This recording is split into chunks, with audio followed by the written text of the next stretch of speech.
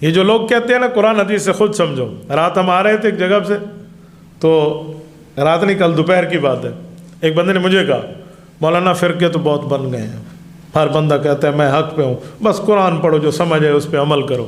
میں نے کہا جی بات تو آپ کی بظاہر ٹھیک ہے، ایک سوال میں کروں، ڈاکٹر تو بہت بن گئے ہیں، ہر بندہ ڈاکٹر کہتا ہے میری دوائی استعمال کرو، چھوڑو دوائیوں کو، ڈائریکٹ میڈیکل کی کتاب اٹھاؤ، جو سمجھ آئے وہ عمل کرو۔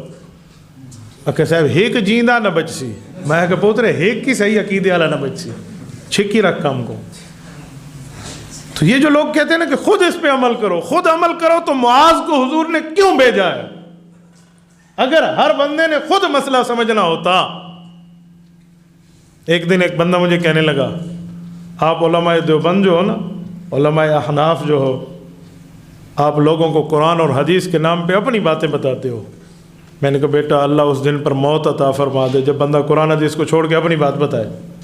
تو سادے بندے، علماء تو قرآن حدیث کی تشریح کرنے والے ہوتے ہیں، تشریح میں وہ بات سمجھاتے ہیں کہ اس بات کا مطلب کیا ہے۔ کہتے جی نہیں، بس جو قرآن اور حدیث میں لکھا ہے وہی مانے۔ میں نے اسے کہا میرے بھائی تیرے مولویوں نے کوئی کتابیں لکھی ہیں؟ کہتے جی بہت سی لکھی ہیں۔ میں نے کہا کیوں لکھی ہیں؟ تیرے مولوی صرف قرآن اور حدیث کا ترجمہ چھاپتے، بس قرآن کا ترجمہ چھاپو، سیاستہ کا ترجمہ چھاپو، انہوں نے کیوں لکھے ہیں مسئلے؟